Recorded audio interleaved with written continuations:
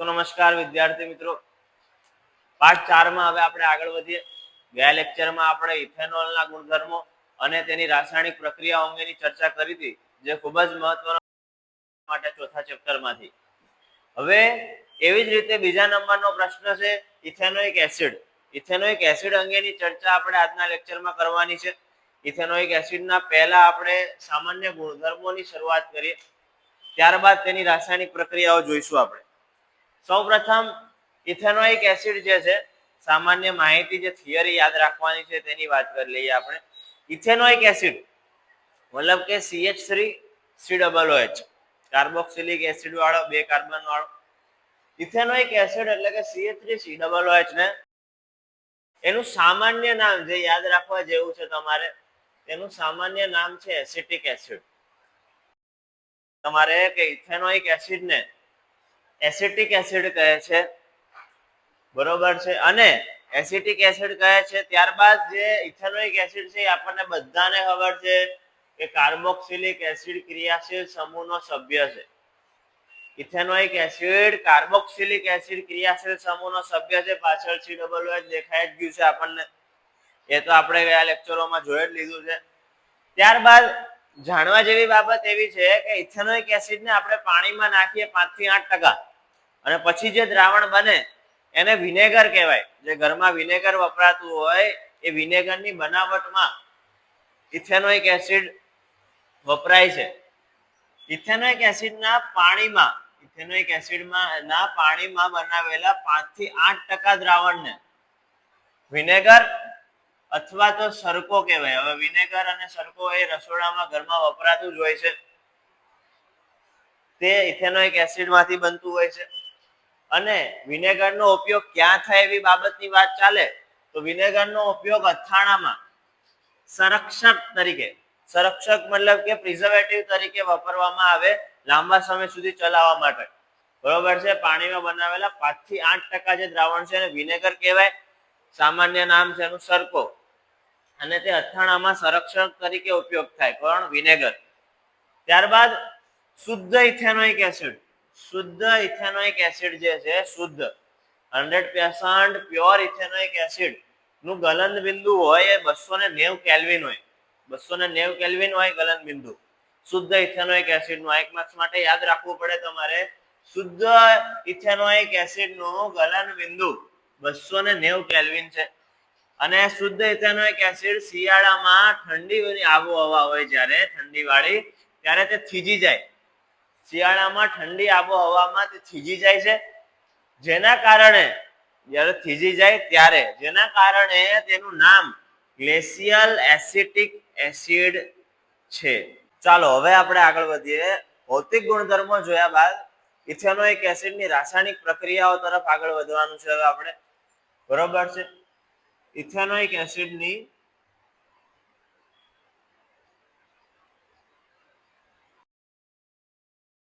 રાસાયણિક પ્રક્રિયાઓ કેટલી છે અને કઈ કઈ એની ચર્ચા કરી લઈએ હવે આપણે આગળ. બરોબર, ઇથેનોઇક એસિડની રાસાયણિક પ્રક્રિયાઓ ખૂબ જ સરળ પ્રક્રિયાઓ છે, ધ્યાન આપવું થોડુંક. બરોબર છે, એક પણ પ્રક્રિયા અઘરી લાગશે એવી છે નહીં. ઇથેનોઇક એસિડની રાસાયણિક પ્રક્રિયાઓ જોઈ લઈએ ફટાફટ હવે આપણે. તો ઇથેનોઇક એસિડની કુલ 4 રાસાયણિક પ્રક્રિયાઓ આપણે જોવાની છે. હવે સૌપ્રથમ સામાન્ય માહિતી તરીકે તમને એવી મેં કીધું એમ કે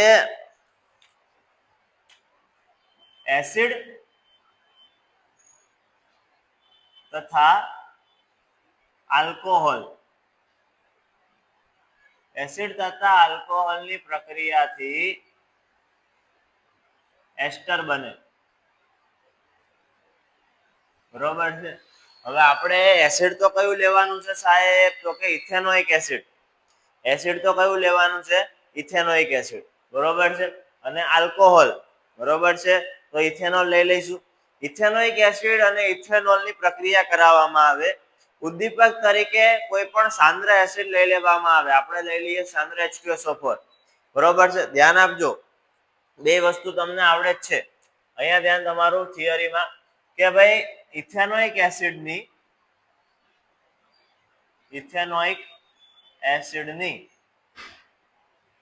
સાંદ્ર H2SO4 ની હાજરીમાં સાંદ્ર H2SO4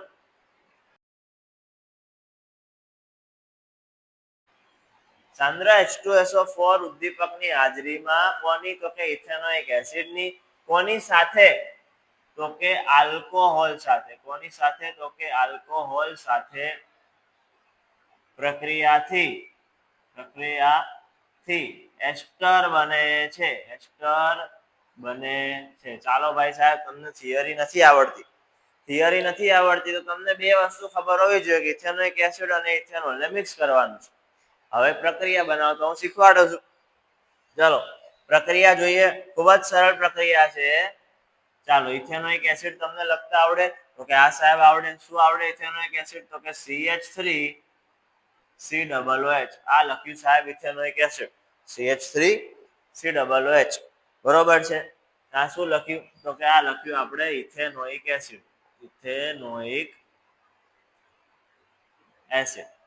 હવે બીજું શું લખવાનું કીધું તો કે જોડે આપણે લખવાનું કીધું આલ્કોહોલ ઇથેનોઇક એસિડ ની કોની સાથેની પ્રક્રિયા છે તો કે આલ્કોહોલ સાથેની પ્રક્રિયા છે પહેલી પ્રક્રિયા તો ઇથેનોઇક એસિડ આલ્કોહોલ લખતા આવડે તો કે હા CH3CH2OH આ લખ્યું તમે ઇથેનોલ બરોબર છે આગલા વિડિયો લેક્ચરમાં આપણે શીખી ગયેલા છીએ આ લખ્યું ઇથેનોલ હવે આ પ્રક્રિયામાં તમારે કરવા તો કે તમને સિમ્પલ વસ્તુ ખબર છે કે પાણીનો અણુ દૂર કરવાનો છે શું કરવાનું છે પાણીનો અણુ દૂર કરવાનો છે ધ્યાન આપજો કેવી રીતે મતલબ કે અહીંયાથી OH નીકળશે બરોબર એક H અને એક O થઈ ગયા અને અહીંયાથી આ H નીકળ્યો એટલે ટોટલ H કેટલા થઈ ગયા 2H અને અહીંયાથી એક O નીકળ્યો એટલે કયો પાણીનો અણુ થઈ ગયો દૂર તો કે આ સાહેબ પાણીનો અણુ તો દૂર થઈ ગયો H2O તો દૂર થઈ ગયો હવે આ જે H2O કાઢી લીધો બાકીનું જેટલું વધ્યું એને ભેગું કરી દો એટલે એસ્ટર બની જશે H2O કાઢ્યા બાદ બાકીનું જેટલું વધ્યું એને ભેગું કરી દો એટલે એસ્ટર બની જશે ચાલો જોઈએ આપણે ઉદ્દીપક તરીકે કયો કીધો તો કે સાંદ્ર સલ્ફ્યુરિક એસિડ સાંદ્ર H2SO4 અહીંયા જોયું આપણે ઉદ્દીપક તરીકે લીધો ને સાંદ્ર H2SO4 ઉદ્દીપક તો એ લખી દીધો બરોબર છે મેં કીધું એમ તમને યાદ હોવું જોઈએ કે શું દૂર કરવાનું છે પાણી એસ્ટરીકરણમાં ઇથેનોઇક એસિડ અને આલ્કોહોલ માંથી શું ખેંચવાનું છે પાણી દૂર કરી લેવાનું છે એટલે એસ્ટર બની જાય હવે જે વધ્યું એને મિક્સ કરીને લખી દેવાનું છે બીજું કાંઈ માથા ભારે છે નહીં ચાલો શું વધ્યું તો કે અહીંયાથી શું વધ્યું CH3 વધ્યું COO વધ્યું આ H તો નીકળી ગયો તો કે આ સાહેબ નીકળી ગયો હવે આ જે વધ્યું CH2 CH3 અહીંથી OH તો નીકળી ગયો કે આ સાહેબ નીકળી ગયો બરોબર છે આ જે બન્યું એને જ કહેવાય એસ્ટર આ જે બન્યું એને જ કહેવાય એસ્ટર અને જોડે શું દૂર થયું તે લખી દઈએ પ્લસ કરીને શું દૂર થયું તો કે H2O આવી કઈક વિગત છે પહેલી પ્રક્રિયામાં એસ્ટરીકરણ ખૂબ જ સિમ્પલ હતી સરળ હતી એસ્ટરીકરણ ફરીથી એકવાર બોલી જાઉં છું ઇથેનોઇક એસિડ આલ્કોહોલ ને ભેગું કરવાનું સાંદ્ર સલ્ફ્યુરિક એસિડ ની હાજરીમાં એસ્ટર બને હવે પ્રક્રિયા નથી આવડતી તો તમને આ બે આવડતું હોય ઇથેનોઇક એસિડ લખતા CH3COOH ઇથેનોલ લખતા CH3CH2OH બેને ભેગું કરી દીધું એમાંથી શું દૂર કરવાનું પાણી H2O તો OH અને H અહીંયાથી દૂર કરી લીધું બરોબર છે તો શું બની ગયું જેટલું વધ્યું એટલું બન્યું એ એસ્ટર છે અને પાણી દૂર થઈ ગયું એસ્ટર શું છે તો કે જે એસ્ટર છે એસ્ટર બરોબર તે મીઠી ગંધ ધરાવે એસ્ટર જે છે એ મીઠી ગંધ ધરાવે મતલબ કે સ્વીટ સ્મેલ હોય એની એટલા માટે આ જે એસ્ટર છે એનો ઉપયોગ કરવામાં આવે અત્તર બનાવવામાં મીઠી ગંધ ધરાવતા હોવાથી એસ્ટરનો ઉપયોગ અત્તર બનાવવામાં થાય છે એસ્ટરનો ઉપયોગ અત્તર બનાવવામાં થાય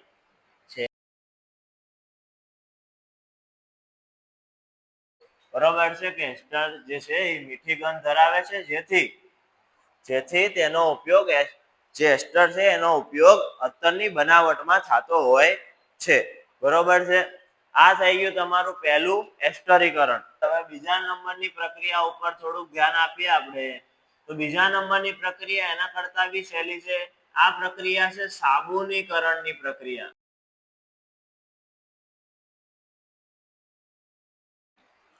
ચાલો સાબુનીકરણની પ્રક્રિયા. તો તમને સાહેબ એસ્ટરીકરણ આવડી? તો કે હા આવડી. તો એસ્ટરીકરણની જે પ્રક્રિયા છે એને ઊંધી કરી દેવાની એટલે સાબુનીકરણની પ્રક્રિયા બની જાય. એસ્ટરીકરણની પ્રક્રિયામાં જે નિપજ હતા એ જવા દેવાના પ્રક્રિયકમાં, પ્રક્રિયક હતા એ જવા દેવાના નિપજમાં, એટલે સાહેબ બની ગઈ. શું બની ગઈ? તો કે સાબુનીકરણની પ્રક્રિયા. ચાલો પહેલા થિયરી જોઈ લઈએ જરાક. બરોબર છે. તો સાબુનીકરણની પ્રક્રિયામાં એસ્ટરની પ્રક્રિયા એસ્ટર આપણે બનાવ્યો તો એસ્ટર, એની પ્રક્રિયા NaOH સાથે, એની પ્રક્રિયા NaOH સાથે કરવાથી, એસ્ટરની પ્રક્રિયા NaOH સાથે કરવાથી, NaOH શું છે? તો કે બેઝ છે. બરોબર છે. એસ્ટરની પ્રક્રિયા NaOH સાથે કરવાથી ફરીથી ઇથેનોઇક એસિડ અને ઇથેનોલ મળે છે. NaOH સાથે કરવાથી ઇથેનોઇક એસિડ, ઇથેનોઇક એસિડ ને એસિટિક એસિડ પણ કહેવાય. અહીંયા એસિટિક એસિડ લખીએ તો પણ ચાલે.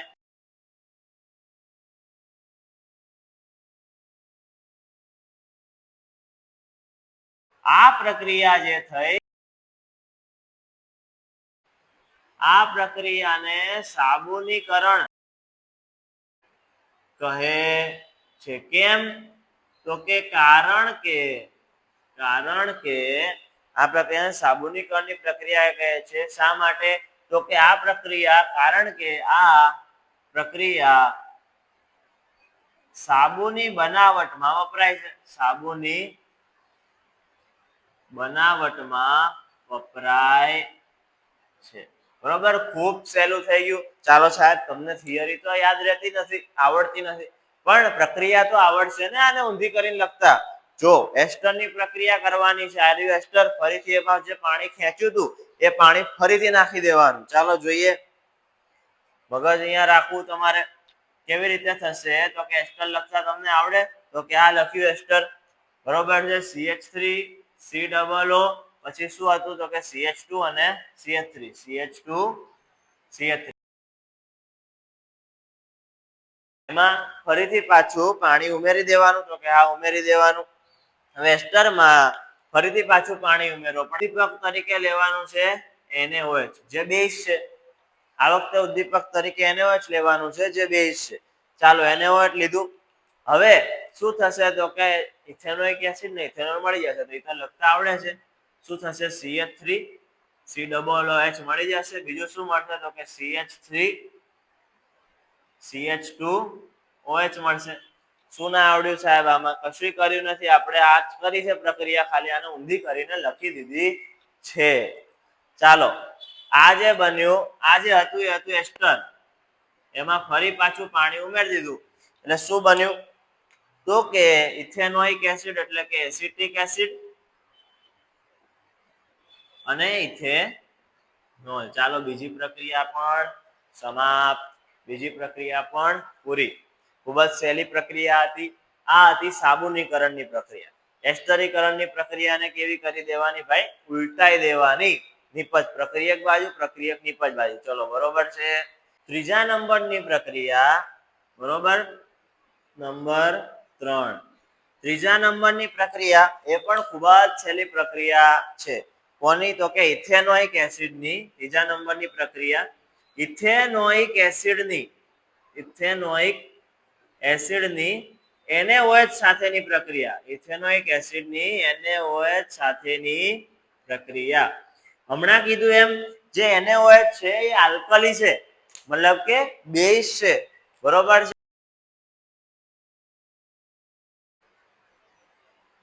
NaOH જે છે એ આલ્કલી છે, મતલબ કે બેઝ છે.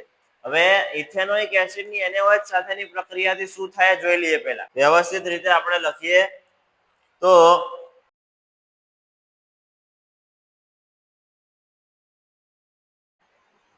ધ્યાન આપજો. વ્યવસ્થિત રીતે આપણે લખીએ CH3COOH મતલબ કે ઇથેનોઇક એસિડ, એની પ્રક્રિયા NaOH સાથે. NaOH છે આલ્કલી, મતલબ કે બેઝ.